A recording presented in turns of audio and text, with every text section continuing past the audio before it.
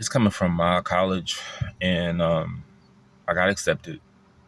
Now, it ain't a big deal, but I'm waiting for this email so I can apply for classes. There, I went there and she told me that the email should tell me everything to do, but I want to hurry up and apply for classes because I got that fear of everything being full, so no seats left, either in person or online, and I want to just get a jump on this because this is my life right here. I want to be in restaurants forever.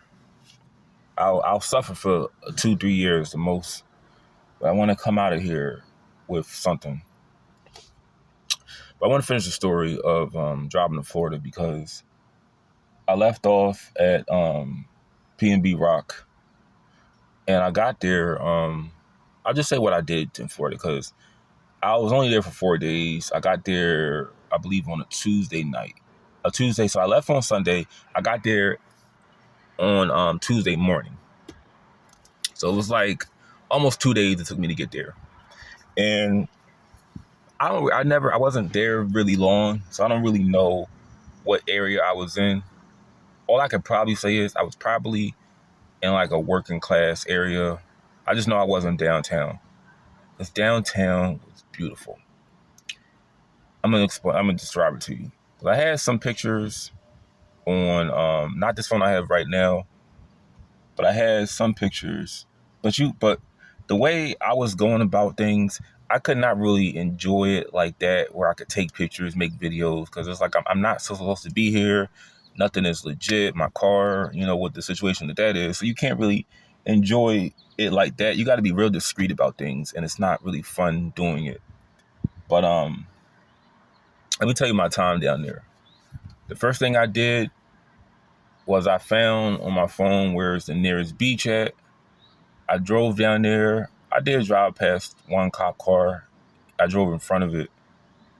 And once again, if anybody has to drive dirty, ride dirty, they do not see your because my car was registered at the time, but they don't see your insurance or your license. They don't know the person in that car. All they know is the vehicle's registration tags. That's all they see. If it's valid or invalid. If it's invalid, they want to pull you over, but they don't know who's in that car. So that's I guess that's what saved me, was the fact that the car was registered.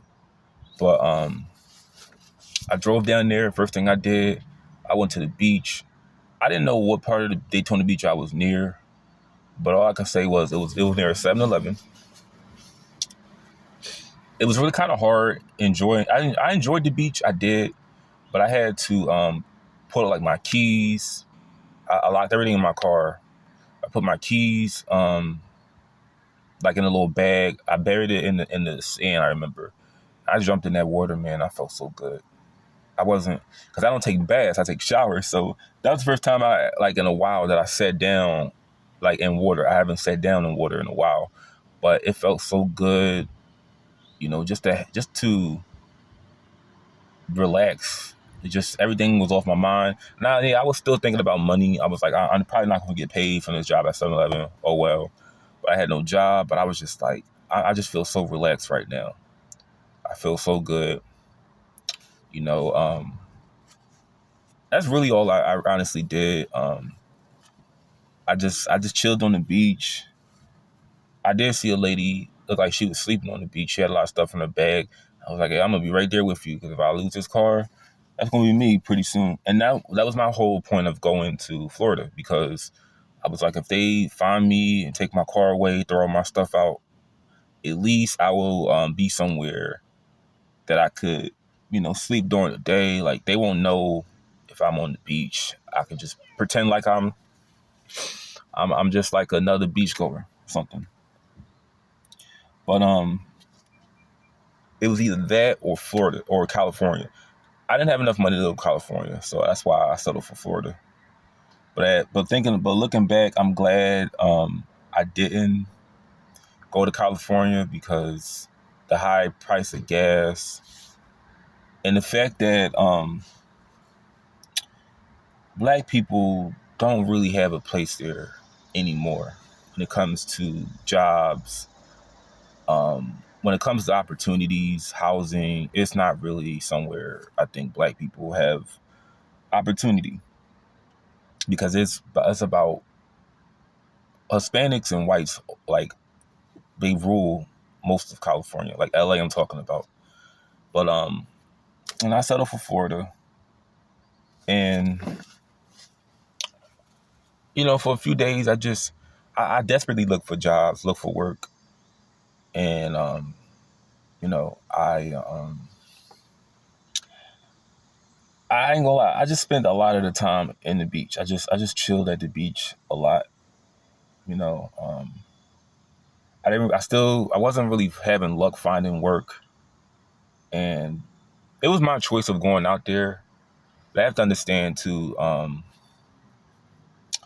just didn't really know what to do.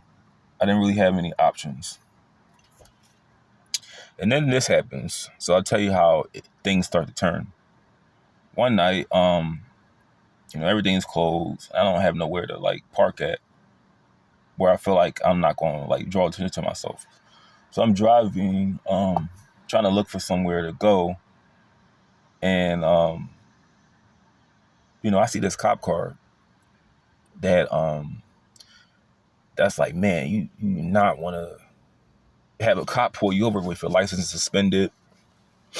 You don't have insurance. You don't want to be driving there, around a cop.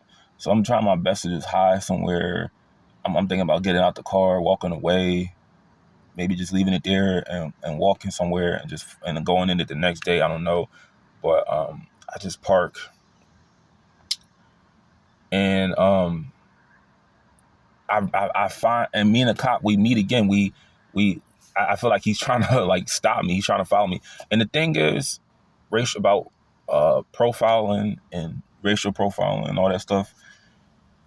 You can't really pull somebody over unless it's probable cause. So he couldn't just stop me for no reason. It had to be something I'm doing to be stopped. So I get nervous. I see this dude again, and it appears that I'm driving on the wrong side of the street. So then he pulls me over. Then he stops me. And I'm like, man, I was this close. I was this close to getting what I needed. And all these like things just like pop up in my mind, like everything from my dad, the guy that gave me this car, my brother, family, old jobs that I had. Everything was just flashed in my head because I'm like, man, I know I'm going to jail. I know I'm going to lose everything I work for. I'm just like, man, this is not how I wanted it to end. And I'm even more fearful because the reputation of Florida, even though it will probably just be jail, I'm just telling myself Florida is not somewhere you want to go if you get locked up. But he pulls me over, and the first thing I say is, dude, I was like, I need help. I'm sorry, I need help right now. And I was just like, I was sort of trying to like show him like I'm not no threat. I'm just under some unfortunate circumstances at the moment. That's all. So he's like, what's going on? I was like, I was just telling. I never said anything about the car not being registered. I didn't say nothing about insurance. Well, the car was registered, but I didn't have insurance. But he told me the reason you stopped. I stopped because you were driving on the wrong side of the road. So I was just like, okay. I gave him my license, and the thing was, a week prior to this, I did make a payment on this one ticket that I had. So I assumed that I was still good with like my license, like the state of it. I didn't know. I found out that it was suspended. He told me, he was like, your license is suspended.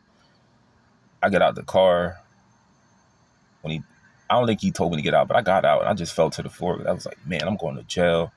I'm not built for this. And I'm not, and this is the thing too. I was very weak mentally and physically at the time. So I was like, I don't know what's going to happen. I just fell to the floor. And this dude was like so strong. He poked like his finger in my chest, like the middle of my chest. And then I woke up. But I still felt that mark the next day. But he was telling me, they basically talked to me for like 10 minutes. And I was explaining to them how all this came to be. Like the guy that gave me the car, the dirt that he did, and the reason why I got the tickets. Other than the car accident I was in, the ticket I got in Jersey is because of him, because I didn't know the car wasn't registered, and I was just explaining to them that I wasn't trying to have this turn out like this. I was telling them that I was just telling them I was just really stressed out by a lot of things. So he was just saying like I could tow the car away, I can get another cop car, and I could take you to jail. And I didn't know what he was trying to do.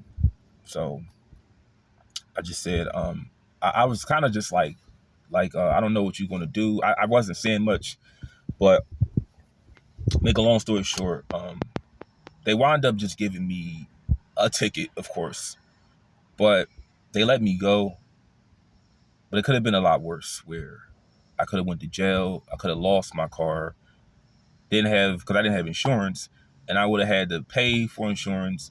Wouldn't have had nowhere to stay, so it would have been a lot worse if he didn't take my car away. I remember that very night, I wound up going to a Walmart parking lot. The other guy that was like his partner, he like sort of like checked on me to see if I was all right. Then he didn't like knock on the window, but the minute I got up, I got some rest. I got up out of there.